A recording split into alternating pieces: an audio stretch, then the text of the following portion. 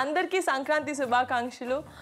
ఈ సంక్రాంతి నాకు మరింత స్పెషల్ అవబోతుంది ఎందుకంటే నేను ఈరోజు ఇంటర్వ్యూ చేస్తున్నాను Chiranjeevi daddy Charan and none other than Khaidi number 150 director VV Vinayak garu. Please welcome them. Happy Sankranti daddy. Thank you so much. Thank you అమ్మా. డాడీ ఫస్ట్ ఆఫ్ ఆల్ ఈ సూపర్ సక్సెస్ని మీరు ఎలా ఎంజాయ్ చేస్తున్నారు? అంటే 10 సంవత్సరాలు పాలిటిక్స్లో ఉండటంతో ఒక ప్రతిరోజు ఒక తెలియని స్ట్రెస్, ఒక తెలియని టర్బులెన్స్ అంటూ ఉంటుండేది. ఏ రోజు ఏం జరుగుతుంది, ఏ రోజు ఎలా మనం రియాక్ట్ అవ్వాలనే దాని మీద ఉంటుంది. ఎక్కడో ప్రశాంతతకి దూరం అయిపోయాననే భావం కలుగుతుంది. అందులో ఇంట్లో సురేఖ మమ్మీ ఎప్పుడు అది ఫీల్ అవుతుండేది. ఆ డిఫరెన్స్ మరీ ముఖ్యంగా ఎప్పుడైతే ఈ సినిమా ప్రారంభమైందో నేను మేకప్ వేసుకుని ప్రతిరోజు సినిమా షూటింగ్ వెళ్ళటం, మళ్ళీ తిరిగి అదే హుషారుతో ఇంటికి రావటం, తను చూస్తుండగా ఎంత ప్రశాంతంగా ఎంత హుషారుగా ఉన్నారు, ఇంత సరదాగా ఉండటం నేను 10 ఏళ్లలో ఎప్పుడు చూడలేదు. ఎప్పుడు ఏదో ఒక ఆక్యుపై కొంచెం సీరియస్గా మీరు ఉండటం జరిగింది అంటూ తను చెప్పినప్పుడు నిజమే కదా అని అనిపించింది. ఆ డిఫరెన్స్ ఎందుకు వచ్చింది? పాలిటిక్స్ కూడా నేను ఇష్టపడి వెళ్ళాను, బట్ ఎందుకు సినిమా అనేసరికి అంటే ఈ సినిమా అనేసరికి లోపల ఉన్న ఆల్ స్పిరిట్స్ ఒక్కసారిగా ఎన్హాన్స్ అయ్యి ఆ యొక్క జోష్ని తీసుకొస్తాయి. అండ్ షూటింగ్ సమయంలో కూడా నేను సెట్స్లో ఉన్నప్పుడు ప్రతి బిట్టు నేను ఎంజాయ్ చేసి వచ్చాను. కెమెరాస్, లైట్స్, సౌండ్, డైరెక్టర్స్ చెప్పే యాక్షన్ ఇవన్నీ కూడా నాలో ఎప్పుడు ఎనలేని ఉత్సాహం వస్తుంది.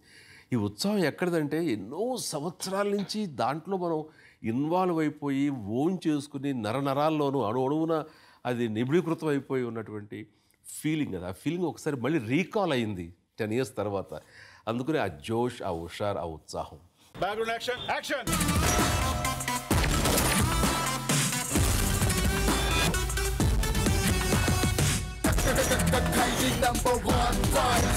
మీరు కూడా డాడీకి one of the biggest fans and మీరు ఫస్ట్ టైం ఖైదీ నంబర్ 150ని మెయిన్ థియేటర్లో చూసినప్పుడు మీరు ఎలా ఎంజాయ్ చేశారు? ఫస్ట్ ఆఫ్ ఆల్ నేను అన్నయ్యకి థ్యాంక్స్ చెప్పాలి. ఎందుకంటే నేను ఒక చిన్న డిప్రెషన్ దీనిలో ఉన్నప్పుడు ఆయన చెప్పిన ధైర్యం మళ్ళీ నన్ను బయటికి తీసుకొచ్చి దానిలోంచి మనం ఈ సినిమా చేస్తున్నాం అని నాకు ఈ బాధ్యతను అప్పచెప్పినందుకు నిజంగా నన్ను స్టేజ్ మీద కూడా చెప్పాను. నన్ను ప్రతి క్షణం అంటే ఆయన ఉంటేనే ధైర్యం నాకు ఆయన ఒక మార్గదర్శిలాగా, ఒక గైడెన్స్ ఆయన. నేను అన్నయ్య ఈ సినిమా కథ, సినిమా ఇవన్నీ 49%, 51% మాత్రం మీ గ్లామరే. మీరు అందంగా ఉండడమే ఇది అన్నాక అసలు ఆయన అంటే నేను అన్నానని కాదు, ఆయనకి ఆ కసి ఉంది, అది ఉంది. అసలు ఆయన ఫస్ట్ డే ఆయనకి చరణ్ బాబు బాంబే నుంచి ఒక డిజైనర్ని పిలిపించి ఏదో కాస్ట్యూమ్స్ స్పెషల్గా తెప్పించాడు. అప్పుడు కాస్ట్యూమ్స్ అవి వేసుకుని ఆయన డ్రెస్అప్ అయ్యి మేకప్ వేసుకుని లైట్ ముందుకు వస్తే నేను చూసి షాక్. అసలు అలా మీరు చూడాలని ఉంది, చిరంజీవిలా ఉన్నారు, అసలు మన ఠాగూర్ కన్నా గ్లామర్గా ఉన్నారు అని నాకు ఎంత మురిసిపోయానంటే చూసి కొట్టేసా ఉన్న సినిమా. ఎందుకంటే పెద్ద సర్ప్రైజ్ మీరు ప్రేక్షకులకి 10 ఏళ్ల తర్వాత చూడడం సర్ప్రైజ్ అయిపోయి నేనేమైనా అదే అవుతారు కదా ప్రేక్షకులు కూడా. సౌండ్ ప్రేక్షకుడు అభిప్రాయం అదే ఉంటుంది. ఆయన పడ్డ కష్టం అంటే ఒక చేతికి చిన్న సర్జరీ అయితే ఆయన స్టూల్ మీద కూర్చుని సెకండ్ హ్యాండ్తో డంబుల్స్ చేసేవారు. ఆయన ఇది కసి. అంటే ఈ సినిమా రిలీజ్ తర్వాత చాలామందికి అన్నయ్య మీరు ఒక ఇన్స్పిరేషన్. చాలామంది ఎలాగైపోయి ఉండిపోతారు, ఏదో ఒక 50 ఏళ్ళు దాటేటప్పటికి అంత అయిపోయింది అన్నట్టు. వాళ్ళందరికీ అది మన మైండ్ స్ట్రాంగ్గా ఉంటే మనం ఏదైనా సాధించగలం అనడానికి మీరు బెస్ట్ ఎగ్జాంపుల్ అయిపోయారు. Thank you. ఎర్ర చొక్కానే నీ కోసం వేసాను, సర్రమంటూ ఫారిన్స్ అంటే కొట్టాను, గళ్ళ లుంగిని ట్రెండీగా కట్టాను, కళ్ళ చూడటి నీ కోసం వచ్చాను అమ్మడు. డాడీ వినాయక్ గారు చెప్పినట్టే మీ ఫిట్నెస్ మంత్రం ఏంటో చెప్తే నేను కూడా మా నాన్నకి చెప్పి మా నాన్నని ఫిట్ చేసుకుంటాను. ముఖ్యంగా మనకి ఇంట్లో సపోర్ట్ కావాలి. నా ఫుడ్కు సంబంధించి కావాల్సినవన్నీ సురేఖ తను ఏర్పాటు చేస్తుంటే ఒక ట్రైనర్ని పిలిపించి రోజుకి ఎన్ని గంటలు ఎలా ట్రైన్ అవ్వాలి, ప్రోటీన్ షేక్స్ ఎలా, డ్రింక్స్ ఎలా తీసుకోవాలని చరణ్ మరో పక్క నుంచి చెప్తూ పీరియాడికల్గా ఎంతవరకు ఎక్సర్సైజ్ చేస్తున్నారు, ఎంత వెయిట్ తగ్గుతున్నారు అంటూ తను అబ్జర్వేషన్లో ఉండి, సురేఖ మమ్మీ అబ్జర్వేషన్లో ఉండి, ఆ రకంగా నన్ను ఇంట్లో మంచి సపోర్ట్ దొరికింది నాకు. కాబట్టి నేను రిలాక్స్ అవ్వడానికి అవకాశం లేదు.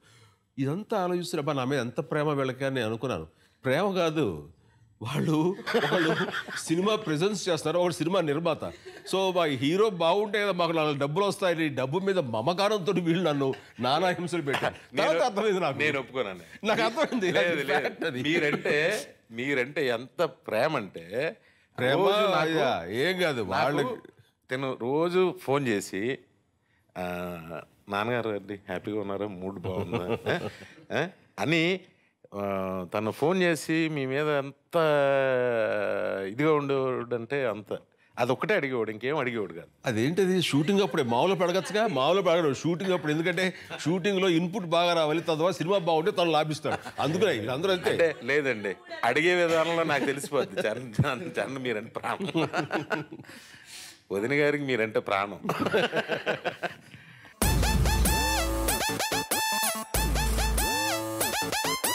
Yo guys, this is not a mass song. This is the boss song.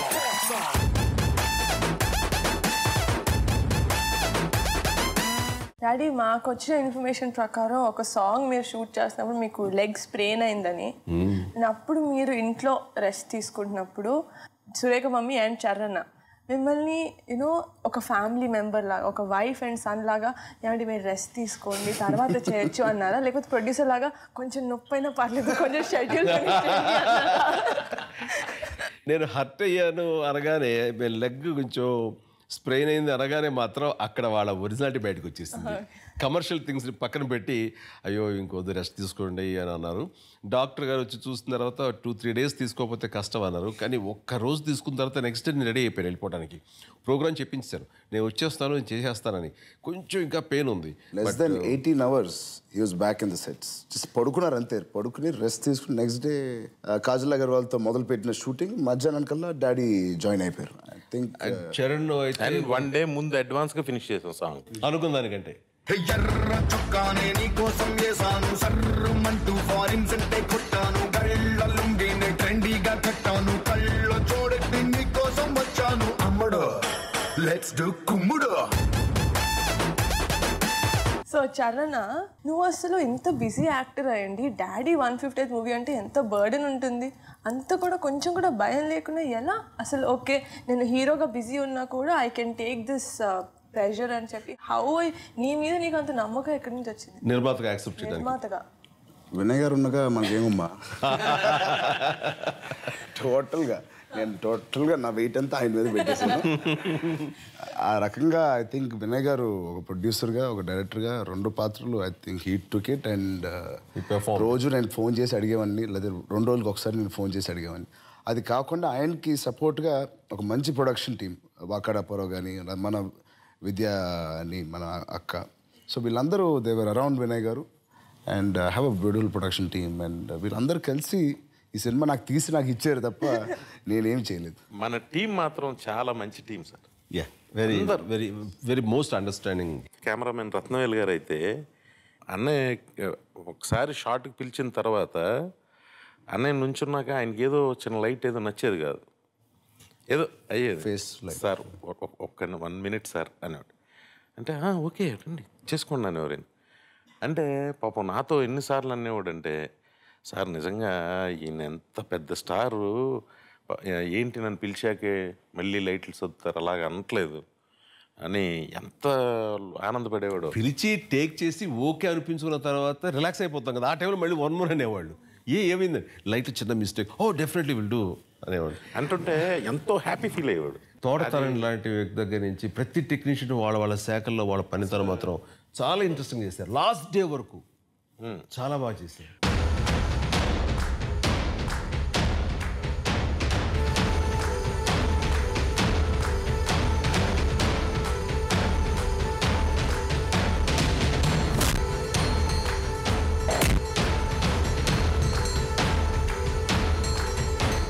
నిజంగా మన దేవి కూడా లాస్ట్ మన మన సినిమా రిలీజ్ డేట్ దగ్గర 1 month పడుకోలే. ఎస్. వాళ్ళ అమ్మగారు భోజనానికి భోంచే అని పిలవటం నేను చూసా. వెళ్ళేవాడు కదా ఎంత లేట్. 4 గంటలకు 5 గంటలకు ఎప్పుడు వెళ్ళటం, ఏదో తింటాం. అంటే ఫోకస్ ఆయన అంటే ఉండే భయం, రెస్పెక్ట్. నిజంగా దేవిశ్రీ ప్రసాద్ ఈ విషయంలో పోవడాలి. దేవిశ్రీ ప్రసాద్కి చాలా సినిమాలు ఆఫర్ వచ్చినా సరే ఈ సినిమాలో నేను ఫుల్ ఫోకస్గా పనిచేయాలి, ఎక్కువ సినిమాలతో నేను డైవర్ట్ కాకూడదు అని మిగతా సినిమాల ఛాన్సెస్ కానీ అవకాశాలను అన్నీ వదులుకుని ఈ సినిమా మీద దృష్టి పెట్టి ఈ సినిమా సాంగ్స్ రికార్డింగ్ కానీ వాటి మిక్సింగ్ కానీ ఆర్ఆర్ కానీ ఇవన్నీ కూడాను చాలా టైం తీసుకుని చాలా బెస్ట్ ఇచ్చాడు. ఈరోజు రిజల్ట్ చూస్తున్నారు, ప్రతి వాళ్ళు మ్యూజిక్ గురించి మాట్లాడుకుంటున్నారు, ప్రతి వాళ్ళు రీరికార్డింగ్ చూసి వాళ్ళు ఎగ్జైట్ అవుతున్నారంటే కనుక నిజంగా తను చేసిన పనితనం, తను తీసుకున్న శ్రద్ధాశక్తులే దానికి దోహదపడ్డాయి. Hats off to Devi Sri Prasad and cameraman Rathnavelu.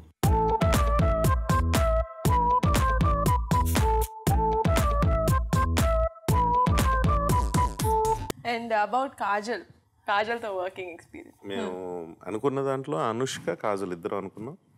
మాకు కాజల్ అనుకుని ఇంక వేరే ఆప్షన్ కూడా అన్నయ్య ఓకే మంచి చాయిస్ పెట్టండి అన్నారు. నిజం చెప్పాలంటే స్క్రిప్ట్ అనుకున్న క్షణం నుంచి ఆ హీరోయిన్ పేరు స్క్రిప్ట్లో కాజల్ అనే రాసుకున్నారు. కాజల్ వచ్చింది, కాజల్ తోటి మీరు ఈ సీన్ చేశారు, అలా చేశారు అంటూ అనేవారు. ఏంటి కాజల్ ఫిక్స్ అయిపోయారా, మేము అనుష్క చేస్తే బాగుంటుంది అనుకున్నామంటే మీ ఇష్టంలో అనుష్క అంటే తర్వాత బట్ నాకు ఏదో మైండ్లో కాజల్ అన్నారు. ఆయన ఏదైతే మైండ్లో అనుకున్నారో ఆ తర్వాత అప్రోచ్ అవ్వగానే అమ్మాయి కూడా అంత పాజిటివ్గా స్పందించి ఓకే చెప్పింది. టెన్షన్ అంతా వీళ్ళకి ఎవరికి కాదు, వీళ్ళందరూ హ్యాపీ అమ్మాయి కుదిరింది చేస్తుందని. టెన్షన్ నాది. ఎందుకు డాడీ? చరణంతో చేసింది, ఇద్దరు ఎంత చూడముచ్చటగా ఉన్నారు, యంగ్ పైర్. ఆ తర్వాత కళ్యాణ్తో చేసింది, సర్దార్ గబ్బర్ సింగ్, బన్నీతో చేసింది. సో వీళ్ళందరూ చూస్తుంటే అయ్యా సేమ్ ఏజ్ గ్రూప్ బాగున్నారని. నాతో వచ్చేసరికి టప్ అని నేను ఎంతవరకు మ్యాచ్ అవుతాను, ఏమైనా ఎల్డర్లీ లుక్ ఆ ఫీలింగ్ ఉంటుందా, చాలా ఇబ్బంది పెడుతున్నారు వీళ్ళు, ఎందుకు మన ఏజ్ ఉన్న వాళ్ళని తీసుకోవచ్చు కదా అని అనుకునేవాడిని. అయితే ఒకసారి ఒక స్టిల్ వర్క్ చేసిన తర్వాత సాంగ్స్ అది చేసిన తర్వాత ఒక స్టిల్ పబ్లిసిటీగా బయటకు వచ్చింది. రాగానే సురేఖ మమ్మీ చూసి అరే చరణ్ ఏంటి అమ్మాయి, చరణ్ కాదు ఈయన అన్నది అని ఏంటి అన్నాను. కాదు ఇది గబుక్కుని చరణ్ ప్రొఫైల్ లాగా అనిపించి చరణ్ ఏంటి అమ్మాయితో అనుకున్నాను, ఇది మీదా అంది. చాలు పాస్ అయిపోయావు.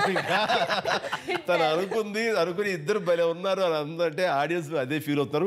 ఇప్పుడు సినిమా రిలీజ్ అయిన తర్వాత ఆడియన్స్ ప్రతి ఒక్కరు కూడా అసలు అలాంటిది మాకు స్ఫురణకే లేదు, చాలా బాగుంది. సన్న జాజిలా పుట్టే సిందిరో మల్లె తీగల చుట్టే సిందిరో తేనె తీగల కుట్టే సిందిరో సుందరి. And so fights in the movie అసలు ఎక్స్ట్రాడినరీగా, అసలు రాడ్ పట్టుకున్నప్పుడే విసిల్స్ పడిపోయాయి స్క్రీన్ మీద. So about the fights.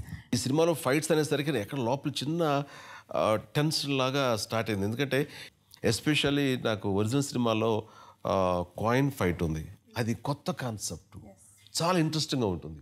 ఇప్పుడు మామూలు సినిమాలు ఏంటి, హీరో అనగానే 100 మంది కొట్టేస్తాడరా అని అంటాం, కానీ 100 మంది అయినా కొట్టి లాజికల్గా ఎస్ అనిపించుకున్న ఫైట్ అది.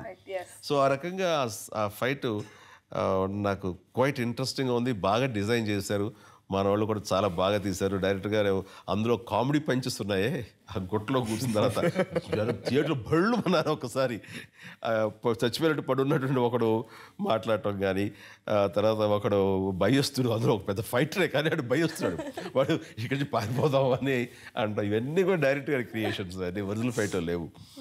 అండ్ ప్రతి ఫైటు నో సెకండ్ టేక్, అంత ఇది అనమాట. టేక్ వన్ ఓకే అండి, అలా పరిగెత్తి తీస్తారు. ఎస్.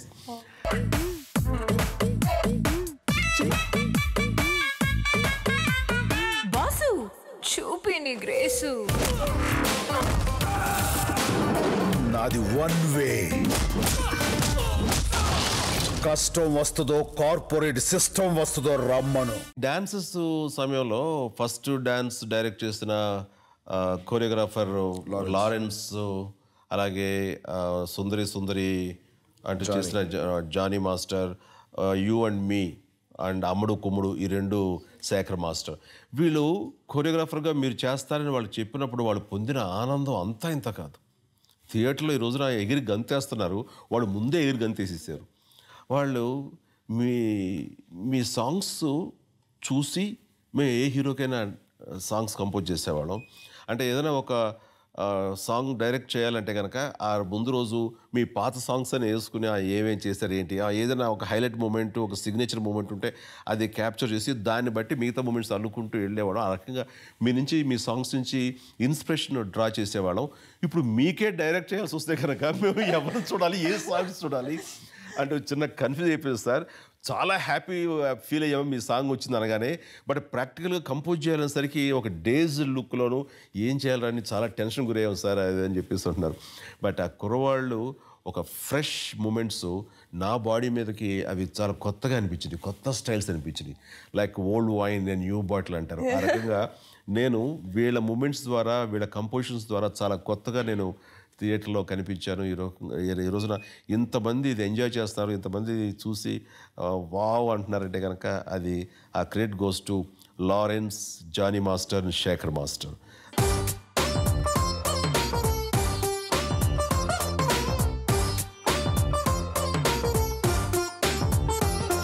అందులో నేను ఒక లారెన్స్ చెప్పినప్పుడు ఒక బిట్టుకి అదే చూసే ఉంటారు కదా, ఒక బిట్టుకి ఇవేనా స్టెప్ వేయమన్నాడు. అది కంపోజ్ చేశాడు. నేను వేనన్నాను, ఇదేంటిది నేను ఎప్పుడో వేసిన సాంగ్ బిట్ ఇది, ఈ ఇద్దయ్యా అని మళ్ళీ నేను చేస్తే బాగుండదని లిటరల్గా కాళ్ళమే పడి బతిమాలేశాడు. నా కోసం ప్లీజ్ ప్లీజ్ అని. నాకు అనిపించింది ఇంత ఇదిగా అడుగుతున్నాడు అంటే వీళ్ళు మాస్ పీపుల్, మాస్ పల్స్ వీళ్ళకి తెలిసినట్టుగా నాకు తెలుసని అనుకోకూడదు. సో ఇంత ఇదిగా అడుగుతాడు కాబట్టి చేద్దాంలే అని అనుకున్నాను. కానీ చేశాను. కానీ వీళ్ళ అత్యాస కానీ మళ్ళీ ఏంటి కొత్తగా ఉంటుంది అనుకున్నాను. కానీ ఇప్పుడు థియేటర్ రియాక్షన్ చూస్తుంటే దానికి పగలబడినట్లుగా థియేటర్ పగిలిపోతాయన్నట్టుగా చూస్తుంటే it is real amazing.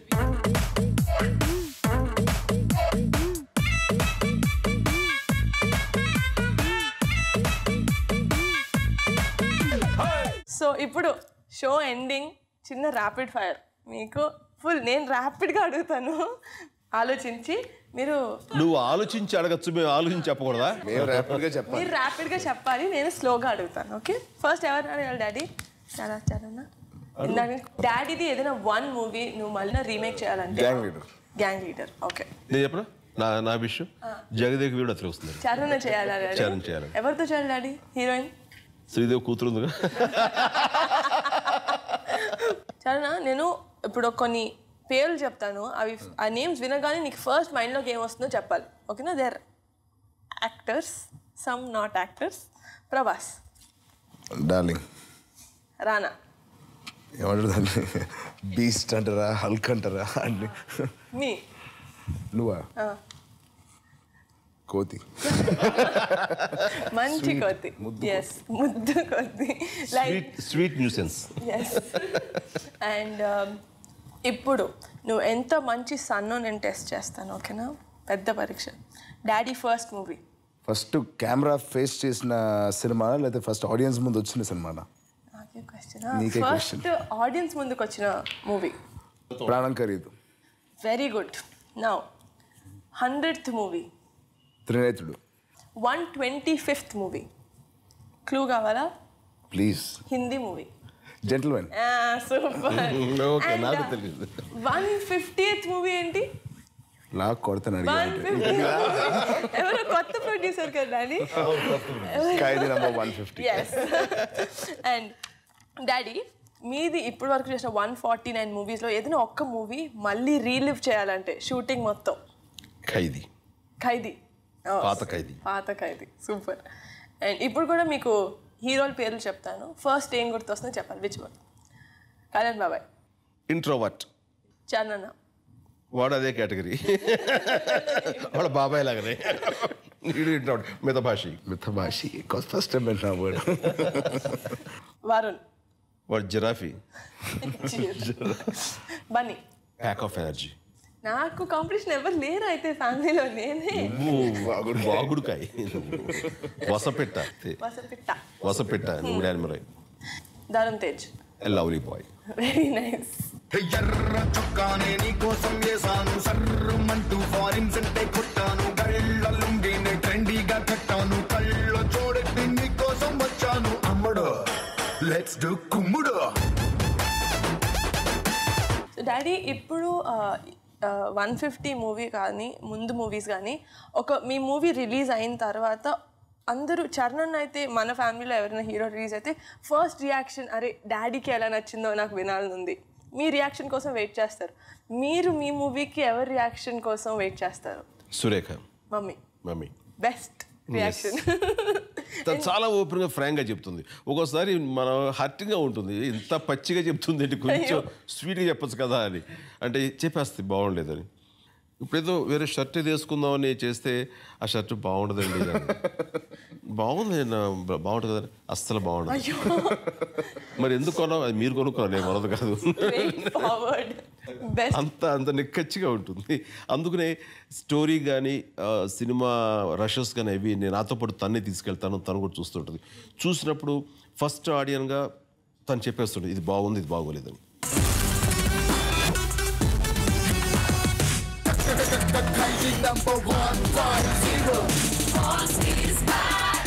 Producer గారు, హీరో గారు రిలాక్స్, నౌ డైరెక్టర్ గారు విల్ సిట్ హాట్ సీట్. మీలో ఎవరు కోటేశ్వరుడు హాట్ సీట్ ఇది? నా పొజిషన్ తీసుకుంటున్నావు, అది నాది యాంకర్ నేను. సో వినయ్ గారు ఠాక్ అని చెప్పాలి, ఓకేనా? ట్యాగోర్ ఆర్ ఖైదీ 150?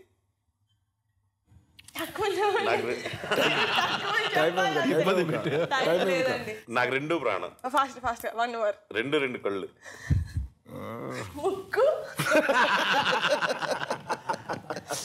ముచ్చటగా మూడో సినిమా అన్నయ్యతో తీసేది. ఫస్ట్ ఈ పర్సన్ గురించి చెప్తే మీకు ఏం గుర్తొస్తుంది? కాజల్ ఒక అందం. రాజమౌళి దాన్ని సృష్టికర్త. ఇప్పుడు చాలా చాలా టఫ్ క్వశ్చన్ అండి ఇదైతే.